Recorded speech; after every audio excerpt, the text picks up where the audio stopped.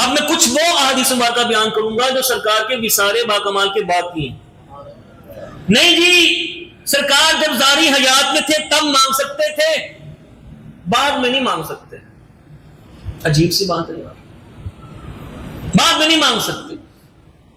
کیوں نہیں مانگ سکتے؟ کہاں پر منع؟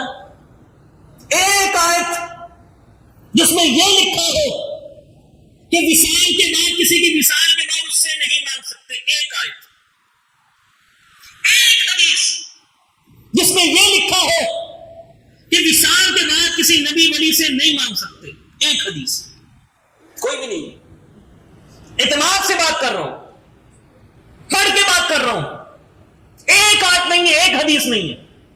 اور میں وہ آپ کو حدیث پاک سناتا ہوں کہ جس میں صحابہ نے سرکار کی روزی پہ جا جا کے مانگا ہے، جا جا کے مانگا ہے۔ سنیے حدیث پاک، اور یہ حدیث مصنف ابن ابی شیبہ کے اندر سندن یہ حدیث پاک بالکل صحیح، توجہ ہے آپ کی، سندن بھی حدیث بالکل صحیح، روایتن بھی صحیح، درایتن بھی صحیح، متنن بھی صحیح، کوئی ضعف نہیں ہے۔ زمانہ ہے سیدنا فاروق اعظم کا، ان کا زمانہ ہے۔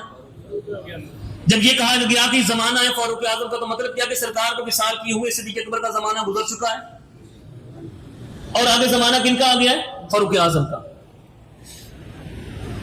فاروق اعظم کے ایک بیت المال کے امیر مالک الدار، نام ہے ان کا بلال بن حارث مزنی، بلال بن حارث المزنی، وہ بیت المال اس کے انچارج تھے۔ فاروق اعظم کے زمانے میں بارشیں وہاں پر بند ہو گئی، قحط سالی آ گئی۔ اب جب بارش بند ہوتی ہے تو اناج نہیں اگتا، اناج نہیں اگتا۔ اب بلال بن حارث نے کیا کیا؟ سنیے بلال بن حارث نے کیا کیا۔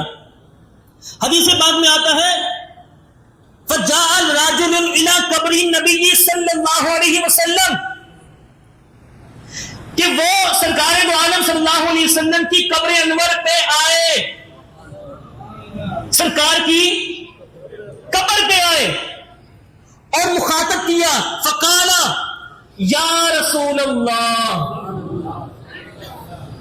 سرکار کی قبر پر کیا مخاطب کیا؟ مجھے بتائیے، جب صحابی رسول نے یہ کہا یا رسول اللہ، سرکار کی قبر پر کھڑے ہو کر تابعی نے کہا سرکار کی قبر پر کھڑے ہو کر یا رسول اللہ، اس کا عقیدہ کیا ہے؟ کہ سرکار سن رہے کہ نہیں سن رہے؟ بولو، سن رہے نا سرکار؟ یہ بھی عقیدہ ہے کہ سرکار زندہ بھی ہے، یہ بھی عقیدہ ان کا ہے کہ نہیں کون آیا ہے؟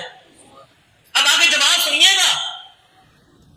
سوال عرض کیا سرکار کی قبر انور پر کھڑے ہو کر، یا رسول اللہ استسقی لأمتک، حضور اپنی امت کے لیے پانی مانگے۔ سرکار کی قبر پر کھڑے ہو کر وہ تابعی بلال بن حارث مزنی وہ کہہ رہے ہیں، اور فاروق اعظم کا زمانہ ہے، سرکار کی قبر پر کھڑے ہو کر کہہ رہے ہیں سرکار اپنی امت کے لیے پانی مانگے، فَإِنَّهُمْ قَدْ هَلَكُوا، کہ آپ کی امت ہلاک ہو رہی ہے، بھوک سے مر رہی ہے، پانی مانگے۔ اب یہ قبر انور پہ عرض کی ہے، قبر انور پہ عرض کر کے چلے گئے۔ رات ہوئی، حدیث پاک فاتا، تو سرکار تشریف لائے، الرجل فی من فی المنام، اس کے خواب میں، سرکار اس کے خواب میں تشریف لائے۔ یہ حدیث سنا رہا ہوں میں آپ کو، کوئی میں کتابڑی نہیں سنا رہا، مصنف ابن ابی شیبہ کی حدیث پاک ہے، صحیح سند کے ساتھ یہ حدیث پاک ہے۔ فرمایا عطا، سرکار تشریف لائے اس کے خواب میں، فقیل لہ، اور فرمایا ایتی عمرہ، عمر کے پاس جانا، فاقرئ السلام، عمر کو میرا سلام کہنا۔ سرکار کو پتا ہے کس کا زمانہ ہے، سرکار کو پتا کس کا زمانہ، کون امیر المومنین ہے، اب کس کے ہاتھ میں اب خلافت ہے، سرکار کو پتا۔ فرمایا عمر کے پاس جانا، اس کو میرا سلام کہنا، اور اس کو خبر دینا انکم مسقیون، کہ ان قریب بارش ہو جائے گی، اور اس کو یہ بھی کہنا ہے سوجھ بوجھ سے کام لو، سوجھ بوجھ سے کام لو۔ یہ حدیث یہاں ختم ہوئی۔ اگلی حدیث پاک اسی حدیث پاک کو اگلی اس کا مضمون ہے دوسری حدیث پاک میں. اب وہ صبح اٹھے فاروق اعظم کی بارگاہ میں پہنچے, کہا میں ایسے گیا تھا سرکار کے روزے پر. سبحان اللہ. کس کو کہا؟ فاروق اعظم کو جلال آنا چاہیے تھا کہ جمال؟ اگر ہوتے کبھی قبر پہ جانا شرک, پھر تو جلال آنا چاہیے تھا. عرض کہ حضور میں گیا تھا سرکار کے روزے پر, اور وہاں جا کے میں نے سرکار سے عرض کی بارش مانگے, تو سرکار اور آپ نے خواب میں تشریف لائے, فرمایا عمر کو میرا سلام کہنا.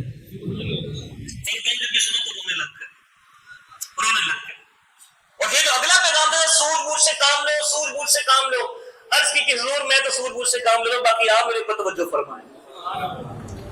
تو اس سے ثابت کیا ہوا؟ وصال با کمال کے بعد بھی صحابہ در اقدس پہ جاتے تھے, سرکار سے مانگتے تھے.